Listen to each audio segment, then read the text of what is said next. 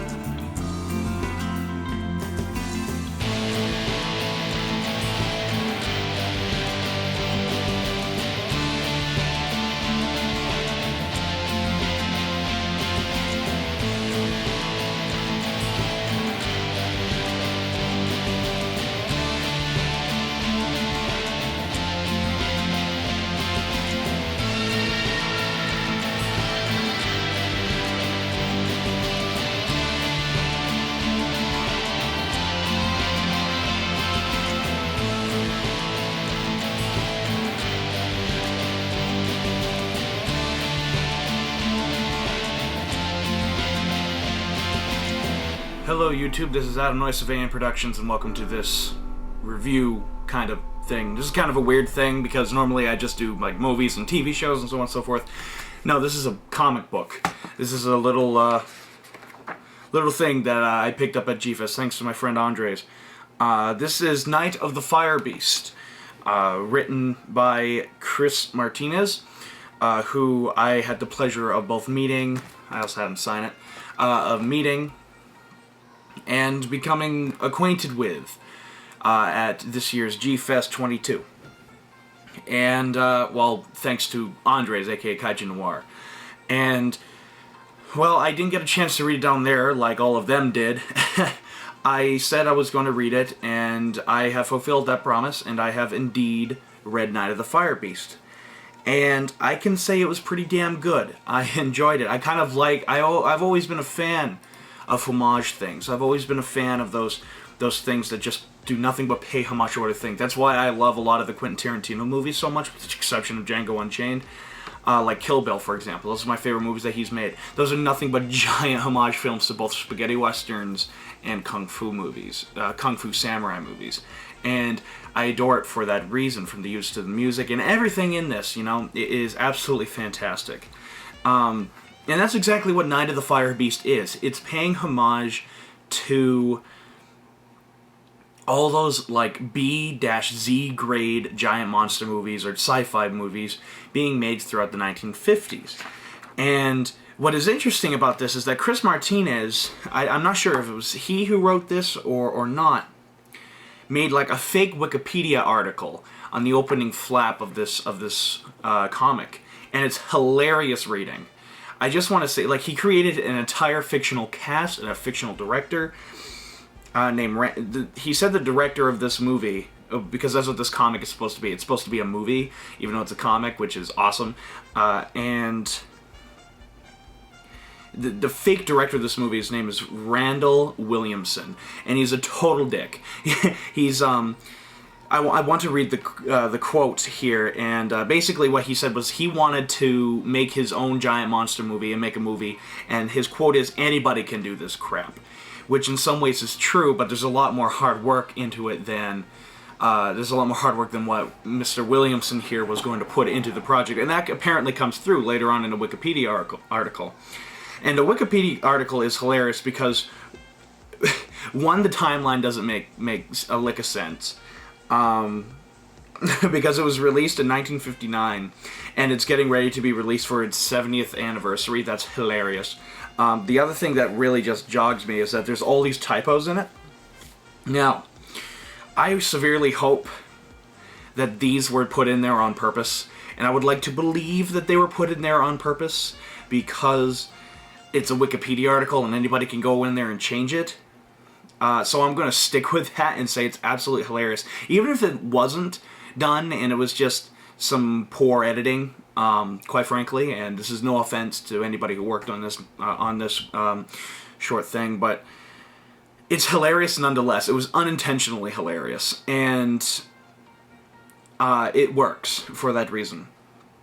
Now, another thing that I just want to kind of, because usually I talk about visual elements first in my reviews, I just want to say that the artwork in this comic is absolutely gorgeous.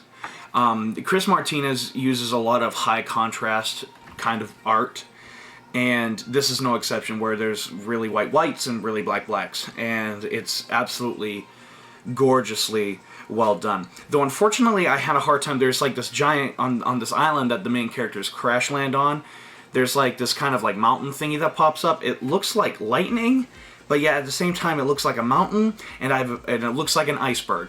So I have a very hard time telling what that is. So I don't... That's my complaint with the art, is that sometimes I have a very hard time telling what's what and who's who. But that kind of comes with that kind of visual style, so I forgave it a little. I was like, okay, I can look past that and keep going on. After a while you get it, don't get me wrong, but it took me a while, and that kind of drew me out.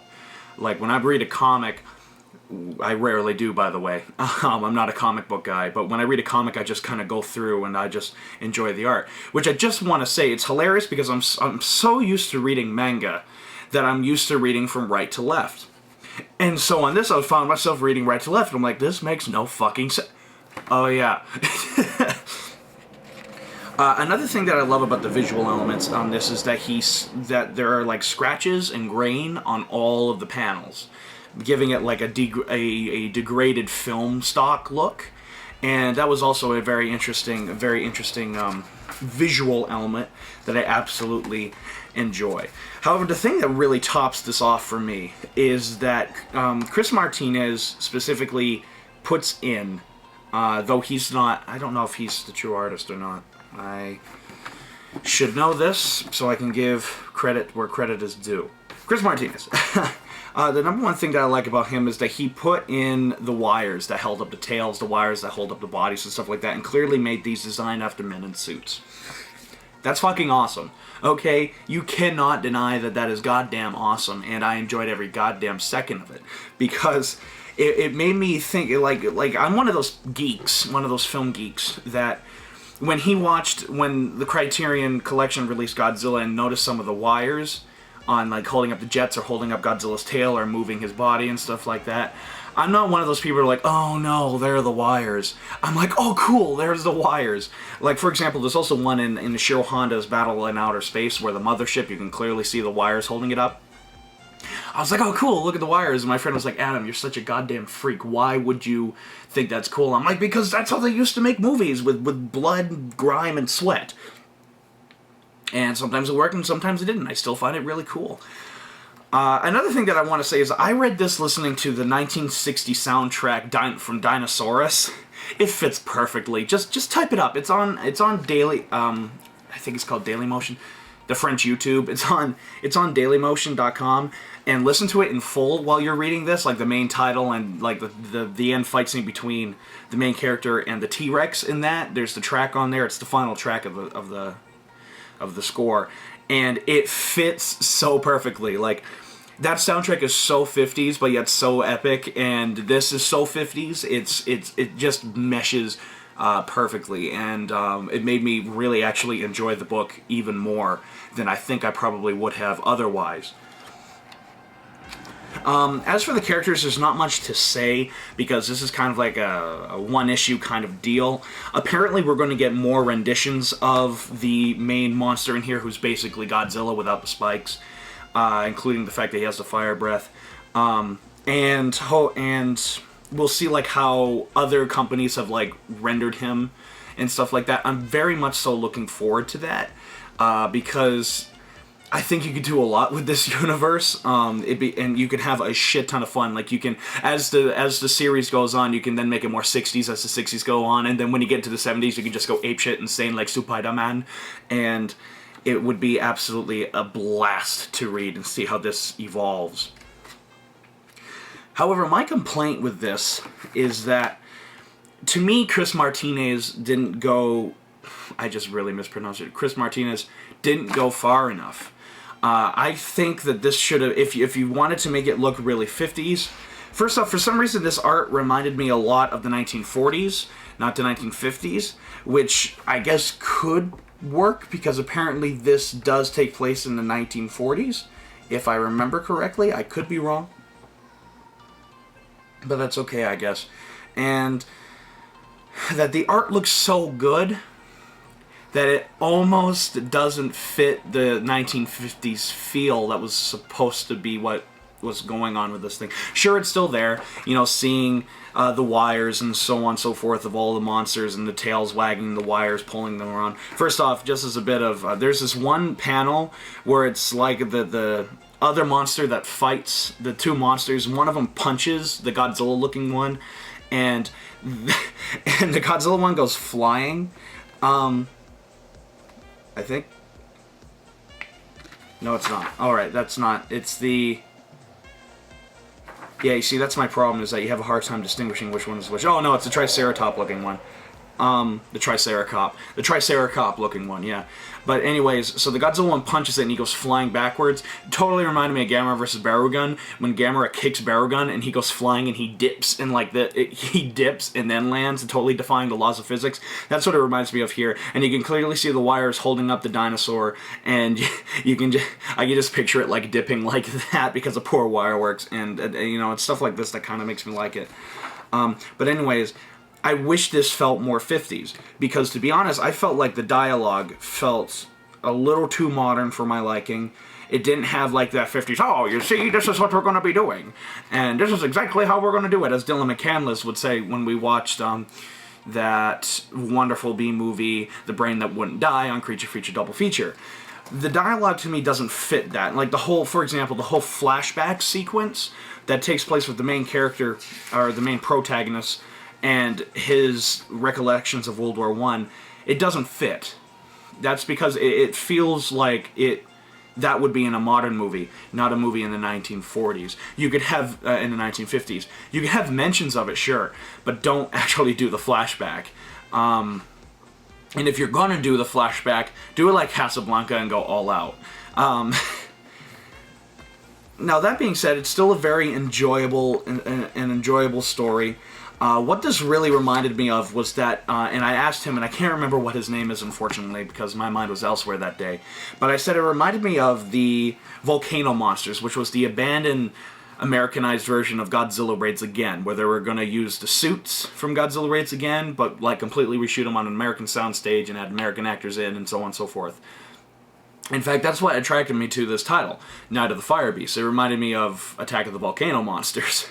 And that really drew my interest in. And this is a very nice homage, I believe, to the opening scene of Godzilla Raids Again, where Kobayashi and the other guy are on that island, and Godzilla and Anguirus fight, which I believe could have been a great scene if edited a shit ton better. And, for example, I love the music in that scene, very ominous, and the whole thing is just all the monsters are missing all their sound effects, and in the Americanized one they put in retarded sound effects, and it just never worked. But whatever. This, I felt like the same here, like with the two dinosaurs sizing each other up and circling each other. The whole fight being very vicious, as was the fight in Godzilla Raids Again, let's face it, it was. You know, stuff like that. And, you know, that's what made me like this overall. That's what I wanted. And apparently this is supposed to be like the full feature movie. The comic isn't very thick, as you can see. I feel like this felt like only like an opening. This was only an opening, and that's another complaint I have with this. So on and so forth. But that being said, I still really enjoy it and highly recommend everyone get it. Though unfortunately I don't know if it's available online yet or not.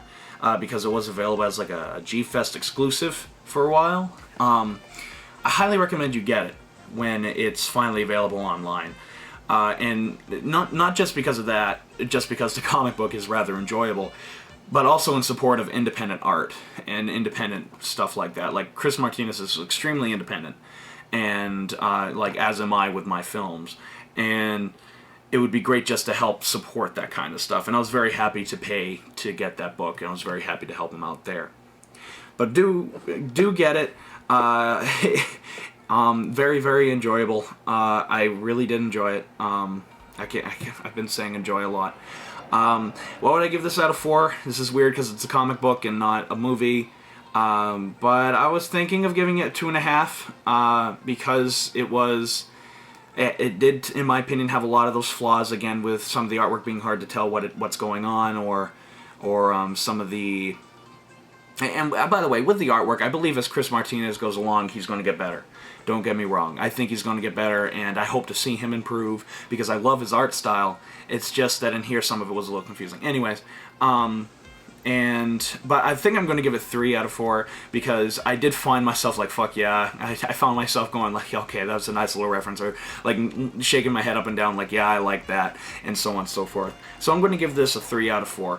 Go get it. Seriously, just go get it. If anything, to help support Chris Martinez, because for independent comics, because I want to see more of these. I do. I want to see more of these. I want to see it as it progresses, as the decade goes on. I want to see more of this kind of stuff. I want to see more renditions of this dinosauric creature.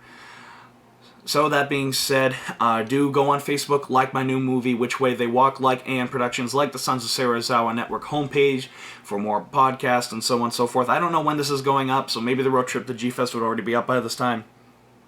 I don't know. But if it is, watch that stuff. Some hilarious shenanigans going down. And, yeah, stay tuned for more information on my fan series, the Godzilla Saga. And, also, I want to do this right now. Because the Godzilla Saga is a fan series, and therefore I can't really make much for profit on it. Actually, I'm not legally allowed to make profit on it whatsoever. I've decided that I'm also at the same time going to be writing a short novella called Plague. I'm not going to tell you anything what it's about, but it's basically a series of short stories that take place in the same area at the same time. And judging by the title, you can kind of probably can inference what happened in it. But do stay tuned for more information about that. I will have some artwork done, I will have outlines written, and I will start promoting that like crazy. And hopefully I will be able to get that published and make some money. I love how that's my reason. Let's make some money. I know, I've turned into such a whore. Anyways, so that was Night of the Fire Beast, and this is Adam Noyce of AN Productions saying sayonara.